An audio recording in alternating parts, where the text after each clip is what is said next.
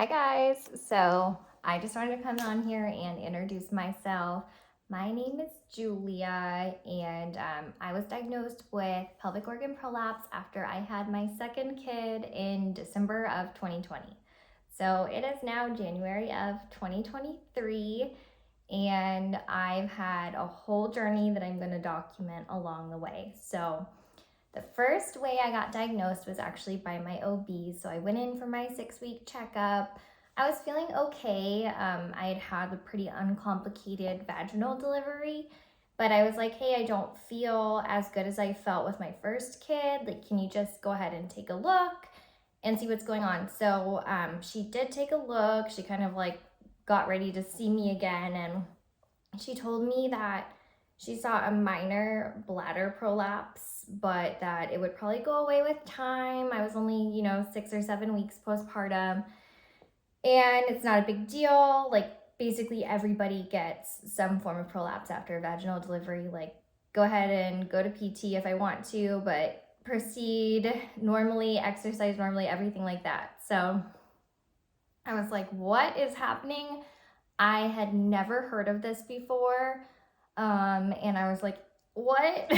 So I was really, really confused. And I went home, and of course, the first thing I did was Google it. And when you Google these things, you get the worst, like, possible images and the worst, like, it's just scary when you don't know much about it and then you go to Google. So anyway, from there, I went to another specialist because months after I was still not feeling great. Like, it kind of felt like I was always irritated. Like, I kind of had a tampon that was in, but it wasn't in all the way, and it was just uncomfortable.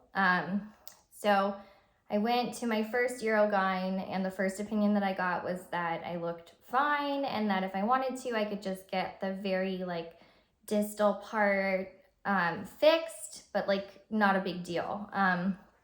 So then fast forward to a couple months later, we moved out to Texas. I got reevaluated by another urogyne in Texas, and they said that nothing was wrong.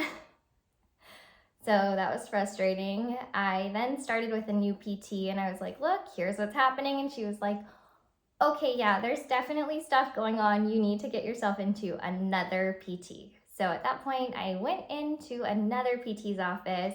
She was really great. She's actually one of my favorite doctors here in Austin. She's very kind. She evaluated me, and she looked at me standing, which is a game changer for evaluating, especially younger women. When you stand, gravity just has a really great way of making everything shift. And prior to that, I'd only been examined laying down, so they weren't able to see what was happening to everything when I was standing up. So basically, she evaluated me. She said everything was between a 2 to 3. So my bladder wall, my uterus, and then also the back wall too. And she was like, we can solve this surgically, or I can have you fitted with what's called a pessary. So I went and I got fitted for a pessary, and that worked pretty great. I was able to slowly resume my normal exercise routine again, which was really nice. But I still did not feel great. So then I met with another doctor in Austin, and he agreed with her diagnosis. He basically said, I see everything as 2 to 3, and I really think you should repair this surgically. And then I went and got another opinion from a doctor in Austin who agreed with everything but had a slightly different surgical approach. He wanted to do what's called an open procedure, since I wanted to keep my uterus. And basically it would be like a comparable scar to a C-section with the open procedure. And I was like, yeah, the other guy could do it completely laparoscopically, so I think I'm gonna go with that. So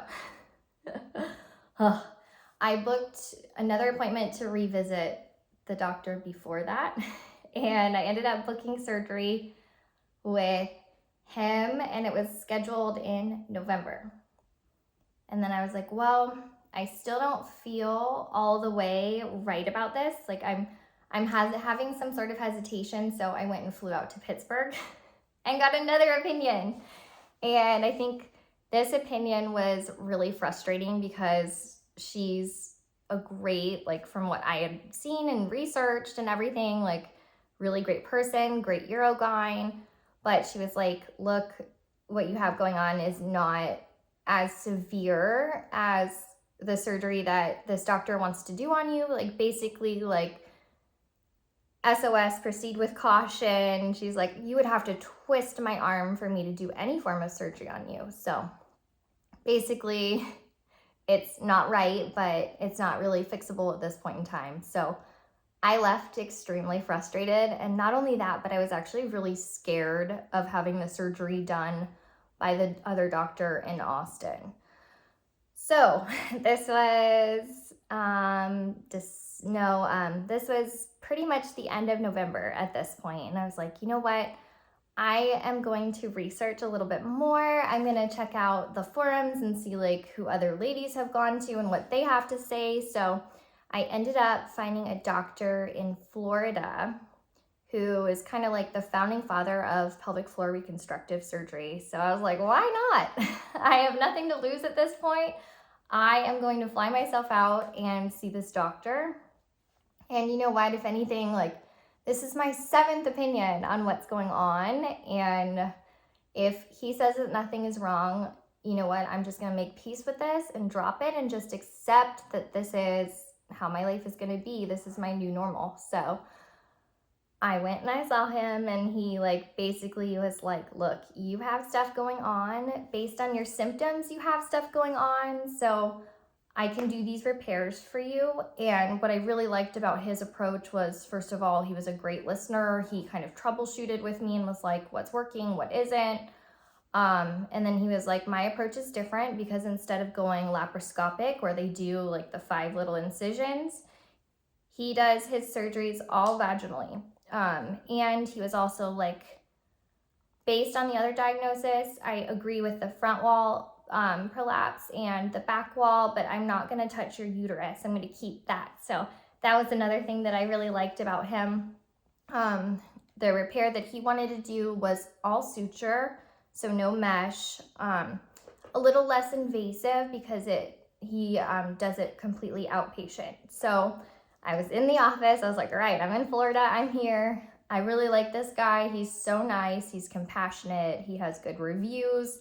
Let's book it. So they were able to fit me in on basically almost the last week of December, and I had surgery. And it was a big, big thing. Like my sister and her husband, they live in Colombia. They ended up canceling their honeymoon so they could fly out and help take care of the kids, help with, me and everything like that. And they are just such a blessing. But yeah, I had the surgery done and I have no regrets about it. Right now, I am 4 weeks out.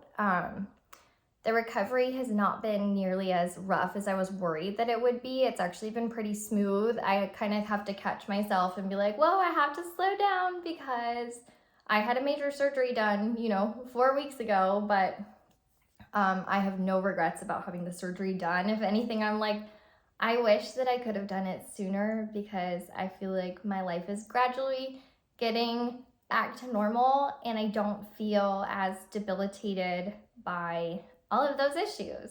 So yeah, I just wanted to come on and film this because I know when I was going through it, I sometimes felt like I was the only person on earth with this problem. And I'm not. Like 50% of women who had a vaginal delivery are going to get this at some point in their life.